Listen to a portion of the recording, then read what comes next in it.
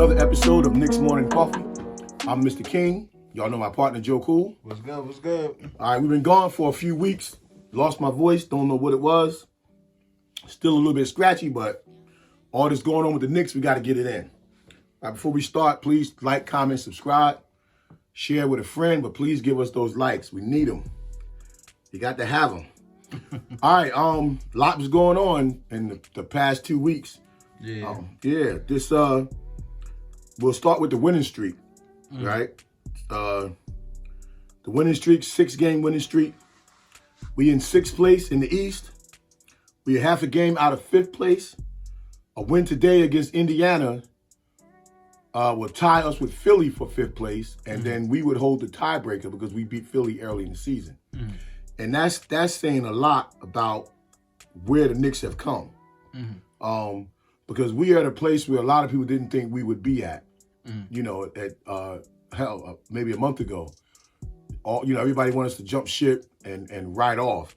But this winning streak signifies a whole lot to me about what the Knicks could be and where we going.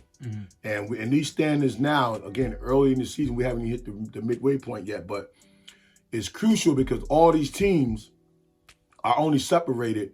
I think we're maybe 6 games out of 1st place. Maybe 2.5 games out of 3rd. Yeah. So that means you can flirt still with 4th place for whatever reason, forever how long you can.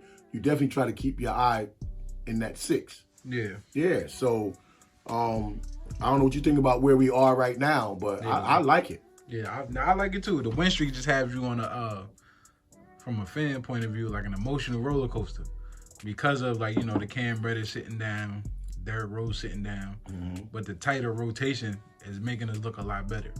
Yeah. You know what I mean? Some still the same, some hiccups, but that's to come. But that's the emotional roller coaster. I'm glad McBride is playing during his win streak with the defense he's showing. So yeah, that's what it is for me. Yeah, see the win streak. We're gonna get to the rotation next. So that was right. Good segue. When I look at the win streak, like before the last game, I was looking at the next 20 games when we got the 5-game win streak, and I said, okay, wait a minute. Our schedule now is favorable to us. Our next 20 games, literally now 19 because we won the other night. When you go down the schedule, and you can't always count that, but now we can look and say, okay, we should be able to beat them. We should be able to beat them.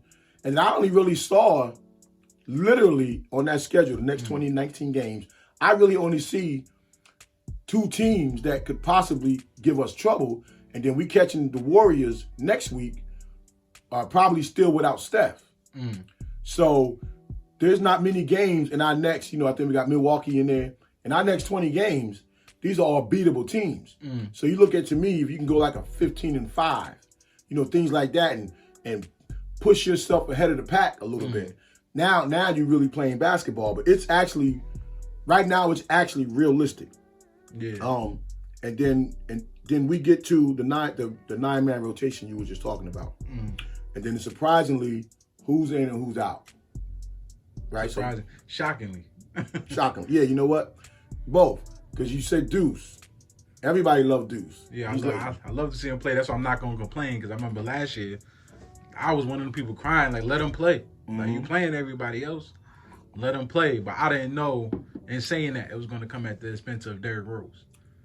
And I'm surprised because, D Rose won, but you also was the one saying in the beginning, let D Rose. I thought D Rose should be playing him. You were saying let him rest. Yeah. You don't need him to the playoff. I'm surprised at the Cam Reddish, because before Cam's injury, Cam was playing some good basketball for us.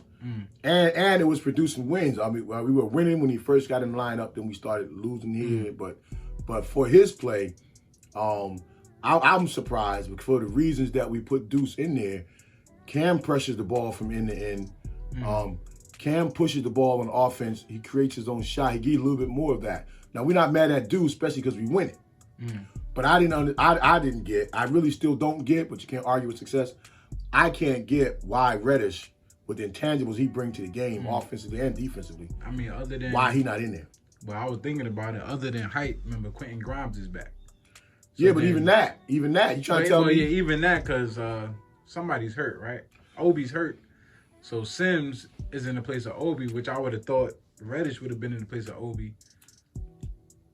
Yeah, Sims is in a little bit. We get to that a little bit in there because you got to look at IQ comes off as the second point guard, right? Mm-hmm. So then, how come that still leaves room for Reddish to still not be in a rotation? You know, especially when now you talk about small ball when you're talking about not Grimes. Then Jericho gets he gets a snake pit of those minutes because they go small ball and RJ seems to be the 4. But then how come Reddish can't come in and steal some minutes at the 3 or the 4 also, and keep that ball moving? Now you still got height because we're going with Hartenstein, or we're going with Mitch in that small ball lineup. To not mess up the success, are you saying add a 10th man in the No, rotation? I ain't saying add a 10th man. Or you saying somebody not playing? Well, you can't pull Deuce when he's hot. Like he's hitting open shots now lately that he's getting. And he's playing the same defense I think Reddish would play. Yeah, he's more of a point guard, the point guard, but with him and Grimes out there together, or him and IQ, you still get that perimeter defense because he plays the guards Reddish better than he plays the forwards because he's long and he anticipates the pass. But so you can't pull Deuce now. So now you don't want to go like a 10-minute if you don't have to. But it's just the point of, in Tibbs' eyes, where did you think you was losing when you made the move? That was the head scratcher. It was working out, so you can't look at, like you say, success. But I thought that we could have the same success as having Reddish in there until I was watching something and when I watched the Knicks post-game show, I like Han. I tell you, because Han talks like us. Han is really a civilian to me. Wally played. And then when Wally was talking about, Han was just saying what Wally had said, how the thing with Reddish, in his mind, he's still a star from high school, college. So he's Deuce fits in better because he's like that extra man you got to have on the side because you got your big 3 in a sense. So you got to have those other 2 pieces, that they know they're contributors, but the ball don't have to come their way. And with Reddish, the ball still finds Reddish and gravitates to Reddish because that's how his mindset. So that kind of makes sense. You can't have 5 guys, you can't have 5 superstars on the court. The Miami Heat proved that, back when they was playing their championships. But it still shows that what Reddish could bring you, it just makes a little more sense. Okay, Deuce is like that extra guy. You don't got to give me the ball. I'm going to bring it up, I'm going to pass it around, and then when it comes back to me, whatever it do, I'll just knock down a shot or drive to the basket. So that part kind of it's not sense. enough for me to say, all right, and because Reddish has sat on the bench for that same reason, right? In order to have that championship caliber team, you still need them people that come off the bench that could take your spot, right? Or in practice that can keep you on your toes. You're gonna trade them or even announce. I don't know if that's the media or the Knicks to announce that we're trying to trade Reddish. Fournier, you good today because everything you're talking about falls right in line with Knicks. Go ahead. So you good. Go ahead. So you trading those, and now why are you gonna put that on their mental? That would make the team go downhill. To me, I don't know. See, I think you would have kept him because what happened if Grimes get hurt again? Yeah, Reddish probably gonna go out there now like, oh, you traded me anyway. Yeah, you trade Derrick Rose, you trade Grimes, you trade Fournier, and then now you stuck when that and that's going. Injuries are going to happen, and right in line trade rumors. Where I think for the same reasons you say, where I think the Knicks are wrong in these trade rumor scenarios, because we know that somebody's floating that out there in the organization, because y'all are putting guys on the trading block. And nothing wrong with trading players on our team to make it better. I'm all for that. I watched the highly favorite show with Knicks Fan TV. I watched a lot of them lately, and I just disagree, even with the great CP, that with Randall, you got to trade him and you got to flip it. And no, not right now. You hold serve with the team you got right now.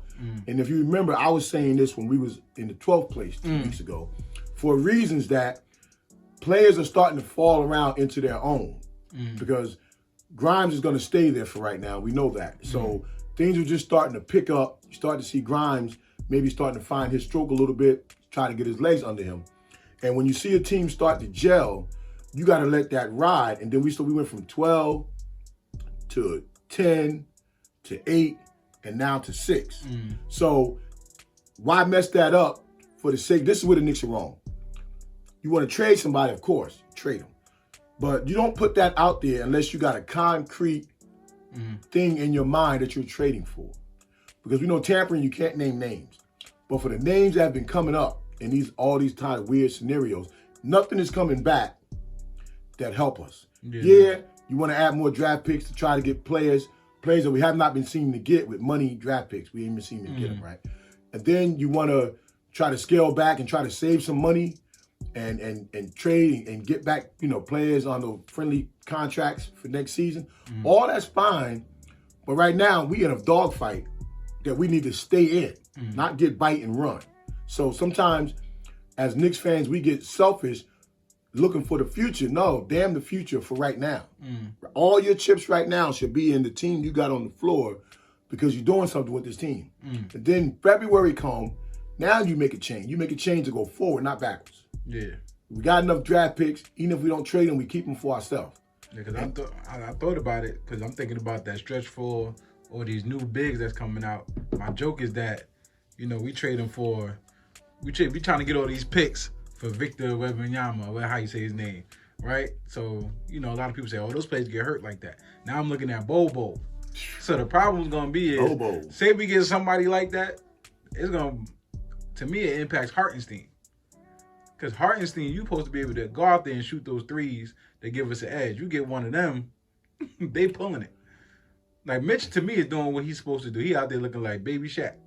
Yeah, I mean, so that was how you say his name. He gonna be a problem in this league. If they letting Bobo do it, and now he's actually, because it looked like little by little, they giving him more leeway highlight. Yeah, they to giving do him what he's highlights. doing. Yeah, but I said that a couple years ago. Remember, I used to tell you, if he can do it, just let him try to do it. Yeah. Same thing with Mitch. If Mitch can do it, and they still ain't really letting Bobo do it. Yeah, it's highlights. You want to see on a regular. Let him get the ball like that on a regular basis, so we can see what he do on a regular basis. Yeah, he gonna be a problem. Because they was preaching last year, positionless basketball. That even with the Knicks, we kind of got, other than the center, it's positionless. Like, you don't know who's who. Yeah. Everybody can bring the ball up court. Well, the 1 through 4 can bring the ball up court. Yeah, and that dude. And if Sims drop down to the 5, 1 through 5 can bring the ball up the court. Well, I like seeing Sims and Hartenstein out there together. Because the way Sims get up on that glass, he got to play too. So now, even when Obi come back, that's going to create something because our small ball is playing well. So yeah, we in a dog fight right now against the league, and we also in a dog fight and within the Knicks organization because before this winning streak started, with all these rumors and all these, it was starting to get a little bit ugly. Yeah, it was getting ugly because I think it could have been less ugly. Like, as fans, sometimes I just think the fans in New York is right. Like, we seen how y'all could have played it out. How it looks now is what we was asking for in the beginning of the season. If these people beat out these people, then just play them. So, for granted, Grimes was hurt. McBride wasn't getting no playing time. I was saying, don't play Derrick Rose to the point where he's going to get injured, but enough to where he get his rotation in. Yeah, he wants to play more, but I was explaining to you, you're more of an asset to us come to playoffs because they can't guard you. Yeah. You know what I mean? You feed their ego so they know what time it is. You on the bench, you're working out your body. We ain't going to do, what's it called, that Kawhi and them do.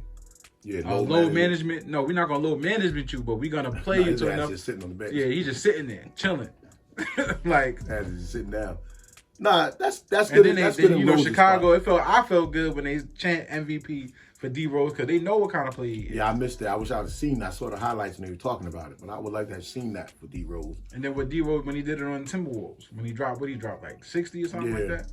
Yeah, whatever he dropped, and then you saw the MVP he's a spark. And then you're looking at with Deuce, like the way they came back, even though they was winning, but to pull away from Chicago, I guess because that what Deuce and them do in Grimes, they wear you down.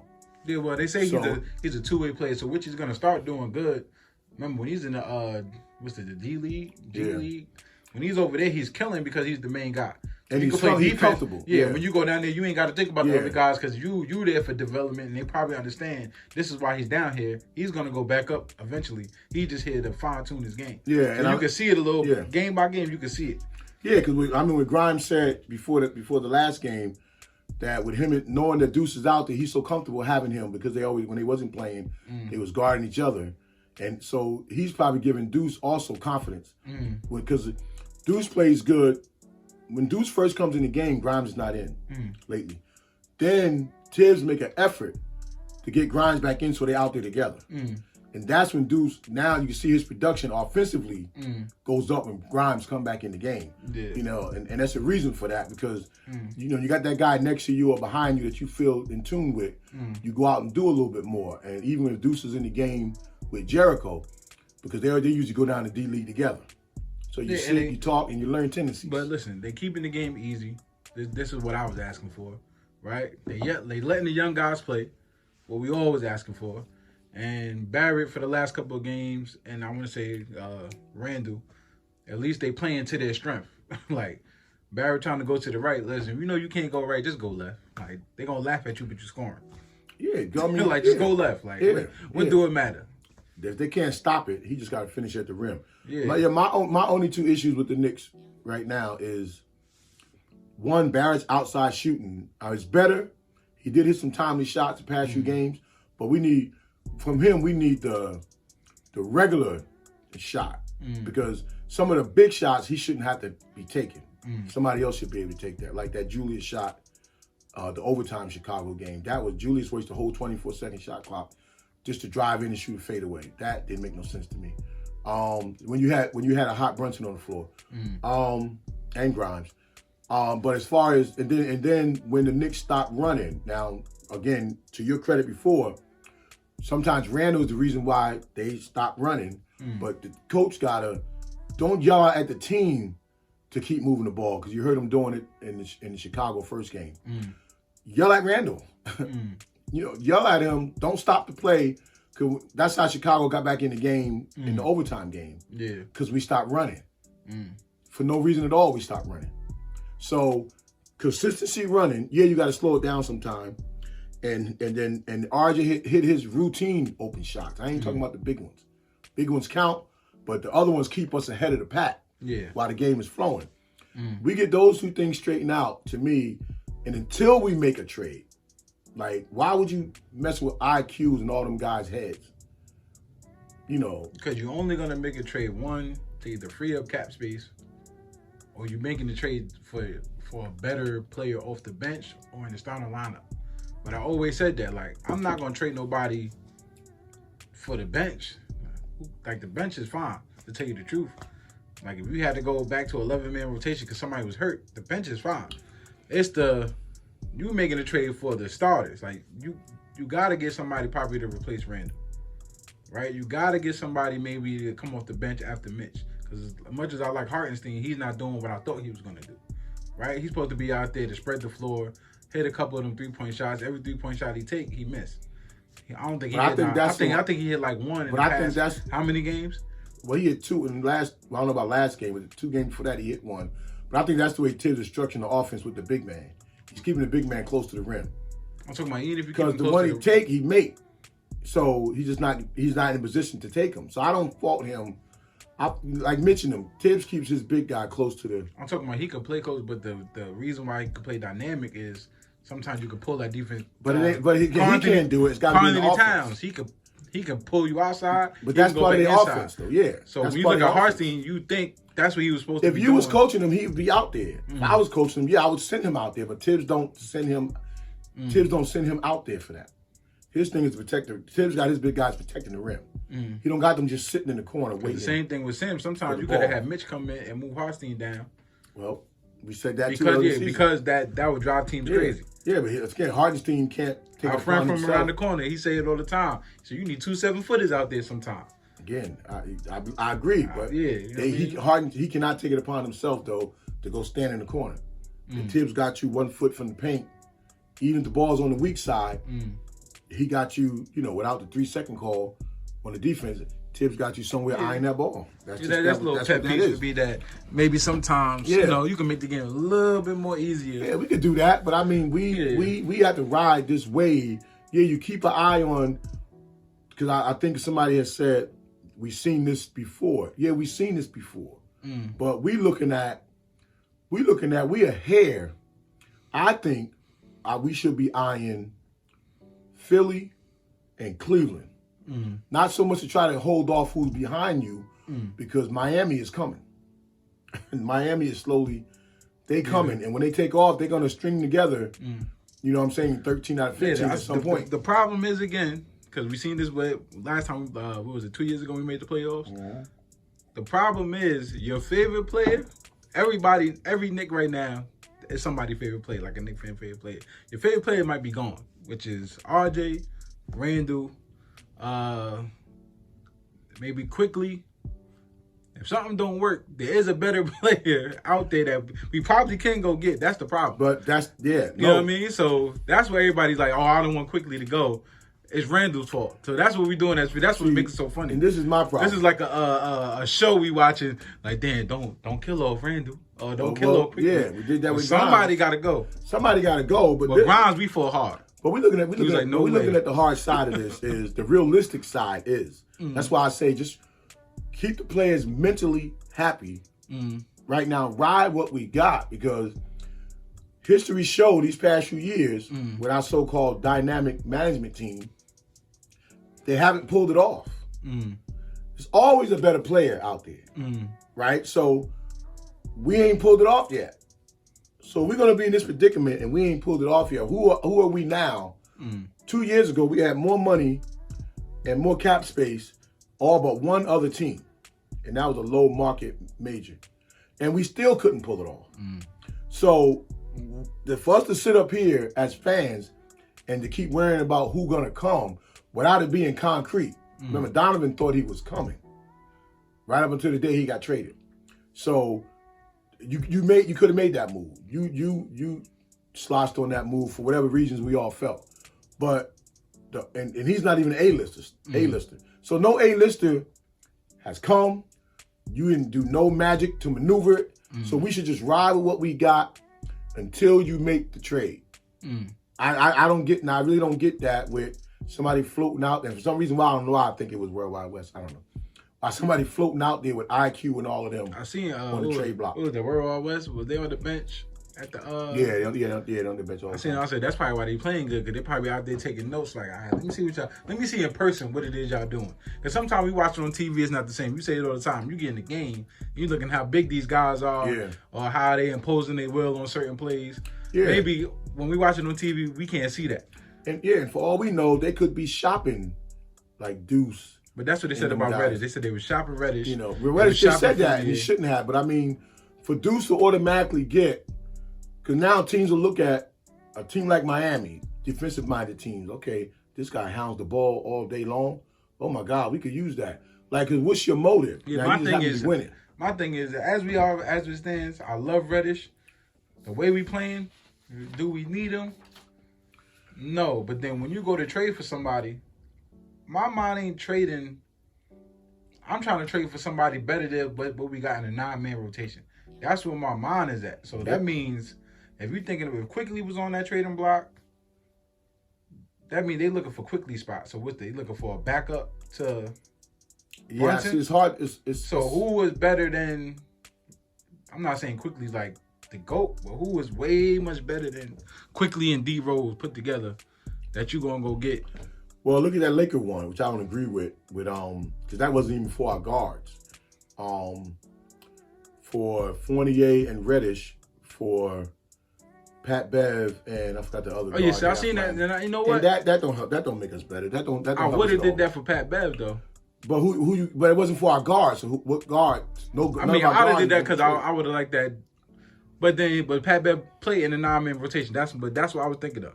Because Fournier and what's the name? You added 2 more guards. So you would add Pat Bev to your 5 guards you got already. That's what I'm saying. So who? That's why it didn't make no sense. And I know you ain't going to AD. I don't want AD. He got hurt again. Yeah, and the problem with you wouldn't turn it down either.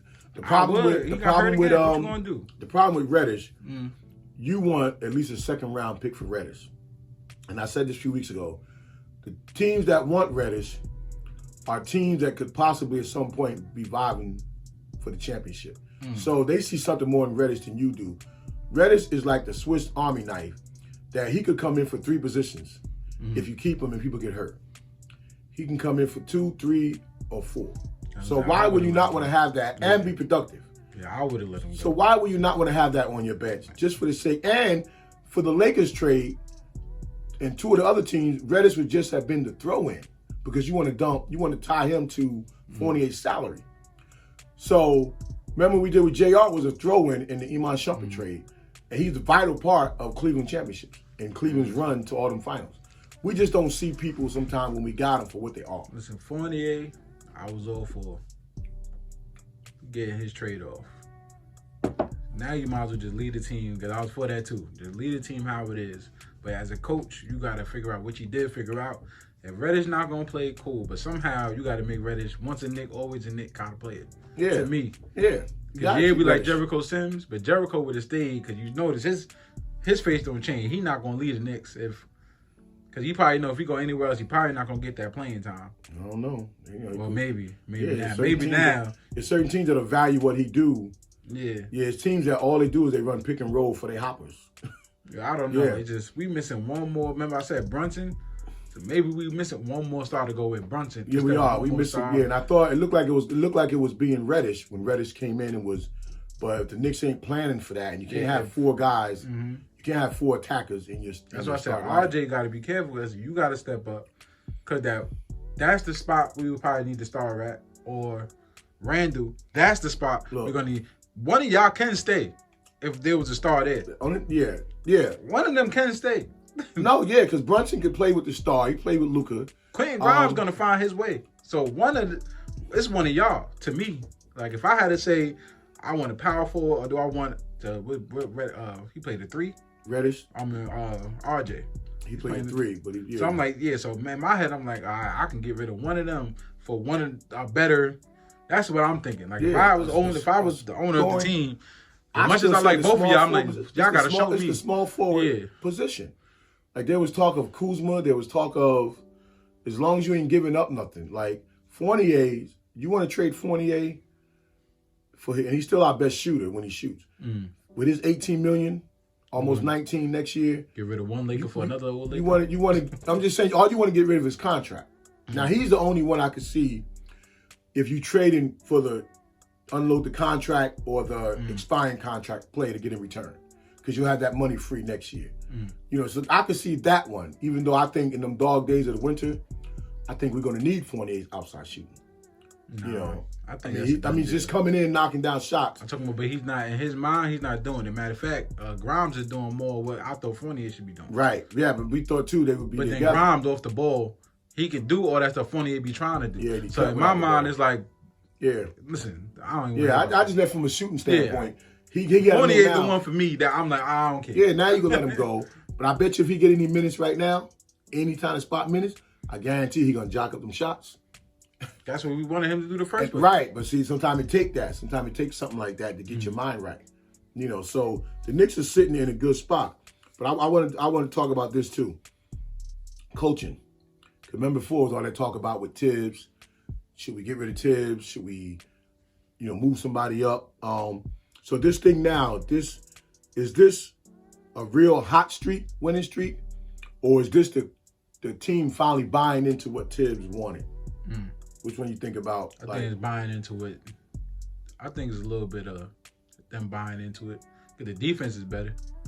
And that's only because you got McBride out there, Quentin Grimes out there. You got all them young guys out there that you can mold. So and he is he's making it, like I said, he's making it easier. So I don't know if that was Tibbs or the team. Yeah. I can't tell you, but so that's what I was thinking about that. And Tibbs is the coach. So I just think they needed an offensive coordinator because offense still need. It just doesn't look simple. Yeah, like that's the only thing with me. Like it looked like we still like why are we making it so complicated where it could be easier? Yeah. So I don't know if that's a player issue Like, y'all just can't hit y'all shots like RJ. Yeah. RJ hit a shot. I guess the coach looks like he's a genius. Because you're open for a reason, and the ball flows. It flows to RJ when he's left out there on the wing. You can almost guarantee that ball is going to swing his way. Like some players left open, defense, they're checking for you. But when RJ's left open, that ball is getting to him. The team got to make sure it get to him because they're gonna fade that man off him. Like there was to make sure you throw it to him. Like, is this a player issue or coachage? I remember, I forgot what game it was. I think the last game we lost. When RJ had Quentin Grimes to his left, but then took up that shot. I think that's the day I think I had to go to work. Yeah. And we couldn't do the show. Yeah. So it was like, why did you, as a play, what you try to put me on the spot? Listen here, you know what I mean? Tell him watch his health. But I don't know. But I mean, y'all let us know. Is it the Knicks, the way they playing as individuals, or is this the coaching that got us in this win streak? Because this win streak it doesn't look superficial to me. That's why I like it. Guys is grinding. Guys is like getting after it. And McBride and Grimes, they are putting so much pressure on the other guards. I think we're wearing players down. Yeah, I just don't like how a lot of our bench looks, man. Reddish was least hype. Yeah. Even though he wasn't getting no playing time after a while, he was still on the bench clapping. Now he on the bench, laid back. D Rose is in the back on the treadmill. But at least D Rose is saying all the right things. Yeah, because I can't be mad at McBride, which we all, like I said, we all see it. Like it's like watching a TV show. We all see the Knicks individually on what they doing off the court, on the court. Well, yeah. Their mannerisms, but if they smiling or not. Like, we all know Jericho don't smile for nothing. Yeah. But it helps D Rose. It helps D Rose when your young guys look up to you. Yeah. Like, if they don't look up to you and they just and they don't come to you for advice, then now you're salty. Now I'm not playing. I can't even impart my wisdom because they so cocky. They ain't thinking about the vets. Those young guys, even with IQ, and all of them appreciate Derrick Rose. So I think that's what keeps his mind. Yeah, but sometimes with the Knicks, I think sometimes we need these vets. Like you gotta have it. You gotta keep D Rose over there. A lot of these teams, they got players on that. Like, you're not letting go. Even when you let the star go, they still there. Yeah. Like, Knicks don't got that. Like, I see Stoudemire is still at the games for the Knicks. Yeah, well, last year he's coming. But why is he ain't working with our big men? Well, that part we don't know yet, but we hope so. If he is or isn't, but I feel like they should be picking his brain. Like, he's sitting right there. Yeah, they may be, but again, everything they do is Tibbs got to put it in the offense. Like we ain't even running a high pick and roll like we was doing in Mitch's younger years. But look at when you talk about the vets, because I just think back to what Chauncey Billups said this year. Because the whole team thought they was drafting Melo. And Chauncey said, had we draft Melo with our team and our structure, if we draft Melo, are we really talking about LeBron these past 20-something years that we've been talking about LeBron? They don't. Even though it would have been up to the NBA. The NBA decides who they want to market. But we knew what Chauncey meant by that, right? You put a scorer like Melo with all these vets and all this wisdom around him, all he got to do is score. All the other foolishness, we take care of. All those defensive mistakes, we handle.